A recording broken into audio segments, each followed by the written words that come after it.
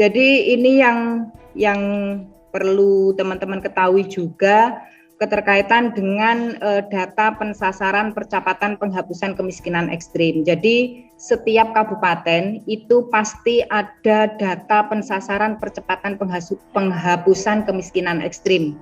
Dan data ini akan ditindaklanjuti ke tingkat kecamatan sampai ke tingkat desa. Jadi memang ada data secara berjenjang yang semua nantinya akan bermuara ke desa. Sumbernya dari mana sih sebenarnya data pensasaran percepatan penghapusan kemiskinan ekstrim? Jadi kalau dilihat dari materi yang kami terima bahwa ada dua sumber data keterkaitan dengan percepatan penghapusan kemiskinan ekstrim. Yang pertama adalah berdasarkan data dari keputusan Menteri Koordinasi Bidang Pembangunan Manusia dan Kebudayaan nomor 25 tahun 2022 tentang kabupaten atau kota prioritas penghapusan kemiskinan ekstrim tahun 2022 sampai 2024. Jadi memang di situ disebutkan kota-kota atau kabupaten yang menjadi prioritas dari penghapusan kemiskinan ekstrim. Ada prosentase dalam keputusan Menteri Koordinasi tersebut, bahkan bukan hanya kabupaten atau kota yang masuk prioritas penghapusan, tapi ada juga di situ yang sudah tidak ada kemiskinan ekstrim, 0% pun juga masih ada datanya di situ. Jadi nanti teman-teman kalau mau melihat prioritas dari kabupaten masing-masing tentang data penghapusan kemiskinan ekstrim, nanti minta ke kabupatennya masing-masing atau minta ke TA-nya.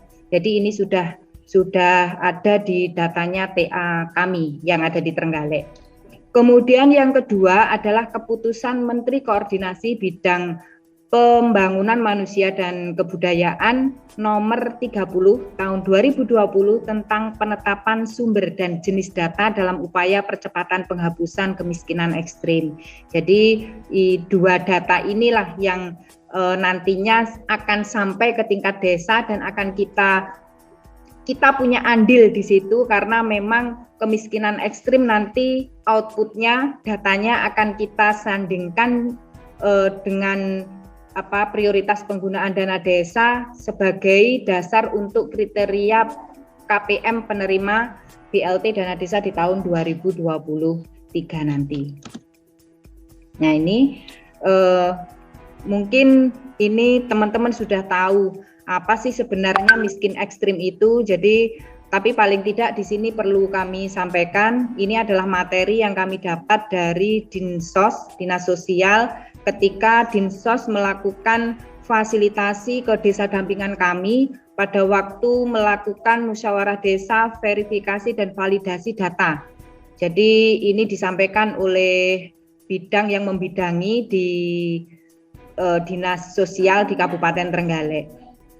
Jadi miskin ekstrim itu adalah penduduk miskin ekstrim itu merupakan penduduk yang memenuhi kebutuhan hidup sehari-hari tidak lebih dari 1,9 US dollar. Jadi tidak lebih dari 1,9 US dollar yang didefinisikan sebagai unit harga yang telah disesuaikan sehingga nilai mata uang di berbagai negara dapat dibandingkan satu dengan yang lain. Ini adalah data pada Maret 2021, garis kemiskinan ekstrim hasil konversi BPS terhadap US dollar 1,9 adalah sebesar 11.941 per orang per hari atau setara dengan 358.233 rupiah per orang per bulan.